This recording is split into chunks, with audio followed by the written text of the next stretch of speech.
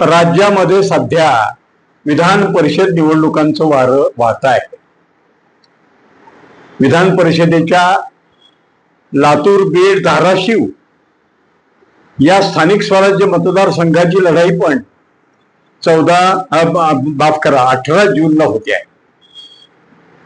निवडणुकीला रंगत येत चाललेली आहे. प्रचाराला ज्वर चढत चाललेला आहे. संख्याशास्त्र आणि अर्थशास्त्राच्या भोवती रेंगाळलेल्या निवडणुकीमध्ये काँग्रेसचं कौतुक करायला पाहिजे. कौतुक यासाठी की संख्याबळ कमी असतानाही या निवडणुकीमध्ये काँग्रेसनं आपला उमेदवार उभं करण्याचं धाडस केलेलं आहे. त्याच्याबद्दल खरंच काँग्रेसचं कौतुक केलं पाहिजे. आणि असं म्हणतात की काँग्रेसचे जे उमेदवार आहेत, म्हणजे महाविकास आघाडीचे जे उमेदवार आहेत, महेश देशमुख, ते धाराशिव जिल्हा परिषदेचे सदस्य आहेत. त्यांना काही प्रलोभनं पण दाखवण्यात आली होती अर्ज माघारी घेण्यासाठी.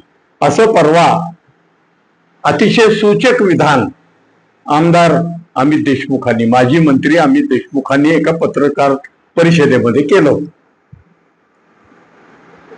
तरी परंतु त्यांनी अर्ज माघारी घेतला नाही. याच्याबद्दल त्यांनी त्यांचं जाहीर अभिनंदन केलं, जाहीर कौतुक केलं की तुम्ही अर्ज कायम ठेवला. हा एक भाग आहे. पण गमतीचा भाग सांगतो. महायुतीचे जे उमेदवार या निवडणुकीत उभे आहेत ते भाजपाचे नेते बसवराज पाटील मुरुमकर हे उमरग्याचे अतिशय बलाढ्य मुरब्बी राजकारणी म्हणून ओळखले जातात मराठवाड्यामध्ये. माजी राज्यमंत्री राहिलेले आहेत. काँग्रेसमध्ये असताना ते माजी राज्यमंत्री होते. महायुतीनं त्यांना उमेदवारी दिलेली, भाजपानं. या निवडणुकीमध्ये संख्याबळ जर आपण पाहिलं तर संख्याबळ आपल्याला आश्चर्यचकित करणार आहे. तिन्ही जिल्ह्यामध्ये महायुतीच्या तिन्ही पक्षांची एकंदरीत मतं आहेत 661 आणि महाराष्ट्र विकास आघाडीची मतं आहेत 238, तिन्ही पक्षांची मिळून. त्यातही गंमत अशी आहे की एकट्या भाजपची या 3 जिल्ह्यामध्ये मिळून 363 मतं आहेत. म्हणजे बघा, एकट्या भाजपची मतं 363 आणि महाविकास आघाडीच्या तिन्ही पक्षांची मतं आहेत 238. शिवाय 89 अपक्षांची फौज आहेच. या अपक्षांची फौज शक्यतो सत्ताधाऱ्यांच्या बाजूने कौल देते असं म्हणतात. आता हे अपक्ष काय करतात हा भाग वेगळा. परंतु ज्या वेळेस बसवराज पाटील महायुतीचे जे उमेदवार आहेत भाजपचे, ते ज्या वेळेस काँग्रेसमध्ये होते त्यावेळेस हे काँग्रेसचे आत्ताचे उमेदवार महेश देशमुख हे त्यांचे अनुयायी होते, त्यांचे कार्यकर्ते होते. बसवराज पाटलांच्या तालमीतच महेश देशमुख तयार झाले. म्हणजे एका अर्थाने ही गुरु शिष्यांची लढाई आहे असं म्हटलं तरी चालेल. या गुरु शिष्यांच्या लढाईत आता कोण बाजी मारतोय हे पाहण्यासारखं आहे. कारण या निवडणुकीमध्ये सत्ताधाऱ्यांसह विरोधकांची सुद्धा प्रतिष्ठा पणाला लागलेली आहे. निवडणुकीचा प्रचार आता शिगेला पोहोचलेला आहे. बसवराज पाटलांनी लातूर, धाराशिव आणि बीड हे तिन्ही जिल्हे पिंजून काढायला सुरुवात केलेली आहे. आणि त्यांच्याबरोबर मातब्बर नेते आहेत. आमदार अभिमन्यू पवार आहेत, आमदार माजी मंत्री आमदार संभाजीराव पाटील निलंगेकर आहेत, आमदार रमेशप्पा कराड आहेत, डॉक्टर अर्चनाताई पाटील चाकूरकर आहेत, आमदार नमिता मुंदडा आहेत, मंत्री पंकजाताई मुंडे आहेत बीडमध्ये, आमदार धनंजय मुंडे आहेत, अक्षय मुंदडा आहेत, नंदकिशोर मुंदडा आहेत. तेव्हा असे बिनीचे मातब्बर नेते बसवराज पाटलांच्या पाठीमागं म्हणजे महायुतीच्या बाजूनं प्रचारामध्ये उतरलेले दिसत आहेत. महेश देशमुखांच्या बाजूनं खरं म्हणजे महेश देशमुखांच्या प्रचार सभा काही कुठं दिसत नाही. प्रसार माध्यमांकडे त्यांच्या बातम्याही काही अजून आलेल्या नाही. परंतु एक गोष्ट आहे की महेश देशमुख व्यक्तिगत पातळीवर उमेदवारांची मतदारांशी संपर्क साधण्यामध्ये सध्या मग्न आहेत आणि एक अतिशय विनम्र, विनयशील आणि जमिनीवर पाय असलेला तरुण नेता असंही त्यांच्याकडे पाहिल्यानंतर त्यांचं वर्णन केलं जातं. महायुतीच्या बसवराज पाटलांना लातूर जिल्ह्यापुरता आपण जर विचार केला तर लातूर जिल्ह्यामध्ये भाजपकडे, एकट्या भाजपकडे बीड जिल्ह्यात 118 मत आहेत.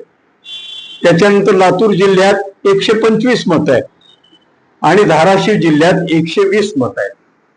ही बेरीज झाली 363. महाराष्ट्र विकास आघाडीकडे एकट्या भाजपच्या मतांनी एवढी सुद्धा मतं नाही आहेत, ही वस्तुस्थिती आहे.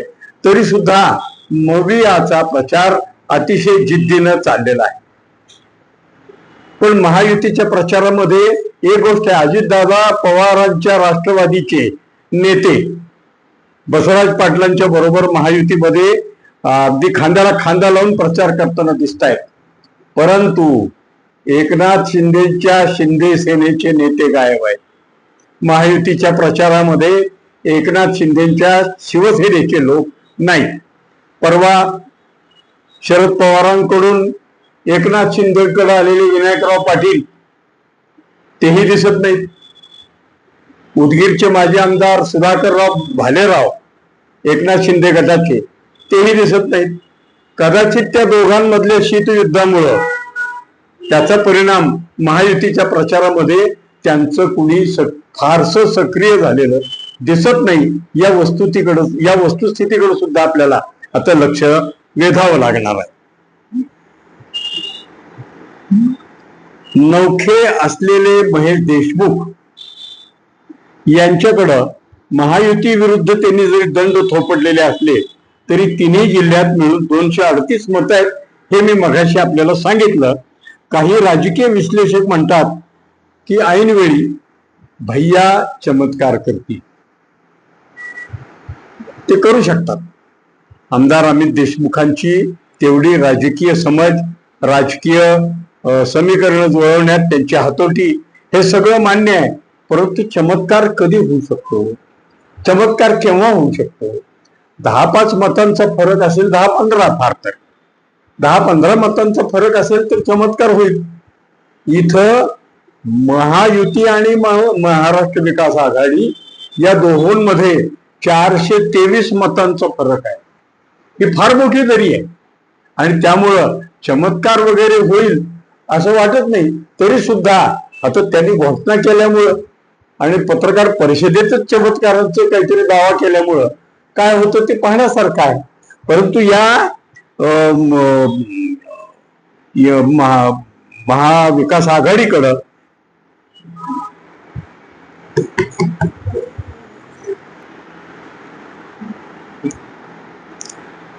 भाजपकडे 363 मतं या 3 जिल्ह्यामध्ये आहेत. त्याच्या खालोखाल अजितदादा पवारांच्या राष्ट्रवादीकडे लातूर, बीड आणि धाराशिव या जिल्ह्यामध्ये 213 मतं आहेत आणि एकनाथ शिंदे यांच्या शिवसेनेकडे 85 मतं आहेत. विरोधी जी महाराष्ट्र विकास आघाडी आहे म्हणजे महेश देशमुखांकडं त्या एकूण 238 मतामध्ये काँग्रेस बीडला 4 आहेत, लातूरला 118, सर्वात जास्त काँग्रेसची मतं लातूरमध्ये आहेत. लातूर जिल्ह्यात 118 मतं आहेत आणि धाराशिव मध्ये 31 मतं काँग्रेसकडे आहेत. शरद पवार गटाकडं बीडमध्ये 39, लातूरमध्ये 2 आणि धाराशिव मध्ये 14. आणि उद्धव बाळासाहेब ठाकरे यांच्या शिवसेनेकडं बीडला 1, लातूरला 4 आणि धाराशिवला 26 असं त्यांचं ही फोड आहे. आता हे पक्षीय बलाबल पाहिलं आपण तर मतदारसंघातील आमदारकीची माळ कोणाच्या गळ्यात पडते याची मसालेदार चर्चा सध्या या मतदारसंघामध्ये सुरू आहे. आता बघा परतफेडीचं राजकारण कसं असतं. 2018 मध्ये जी निवडणूक झाली होती, 2018 मध्ये झालेल्या निवडणुकीत काँग्रेसचे मधुकरराव चव्हाण तुळजापूर मधून उभे होते आणि त्यांच्या विरोधात नळदुर्गचे त्यावेळेस नगराध्यक्ष असलेले अशोक जगताप उभे होते. अशोक जगताप अपक्ष म्हणून उभे होते आणि त्यांनी मधुकररावांना चांगली टक्कर दिली होती. कदाचित मधुकररावांचा तो राग असेल, त्याची परतफेड आता करावं लागेल. म्हणून मग या निवडणुकीमध्ये त्यांचा सगळा गट, राणा जगजित सिंह पाटील, चव्हाणांचा गट, हे सगळे लोक महायुतीच्या बाजूला जोरदार प्रचार करतायत. बसवराज पाटलांनी त्यावेळेस मधुकरराव चव्हाणांना मदत केली होती. बसवराज पाटील मुरुमकर हे त्या निवडणुकीमध्ये त्यांनी जी मदत केली त्याची परतफेड त्यांना आता होणार आहे. आमदार सुरेश अण्णा धस या मतदारसंघामध्ये मागच्या वेळेस निवडणुकीला उभे होते आणि ते निवडून आले. त्यातली गंमत तुम्हाला सांगतो. त्यावेळेस म्हणजे मागच्या विधान परिषद 2018च्या विधान परिषद निवडणुकीत आमदार सुरेश अण्णा धस हे भाजपची मतं कमी असतानाही उभे होते आणि त्यावेळेस काँग्रेस आणि राष्ट्रवादीची मतं जास्त होती. त्यावेळेस मधुकरराव चव्हाणांनी सुरेश अण्णांना मदत केली. त्यांना तो बदला घ्यायचा होता, राजकीय उभवायचा होता. बसवराज पाटलांनी सुद्धा उमरगा मुरुम भागातून सुरेश अण्णा धस यांना मदत केली होती. आता सुरेश अण्णा धस बीड मध्ये त्याची परतफेड करतील असं लोक बोलून दाखवत आहेत. तेव्हा हे सगळी निवडणूक लक्षात घेता आपण या दोन्ही बाजूंनी ही अतिशय प्रतिष्ठेची आणि चुरशीची अशी निवडणूक केलेली आहे. या शर्यतीमध्ये कोण जिंकतो हे आता पाहायचं आहे.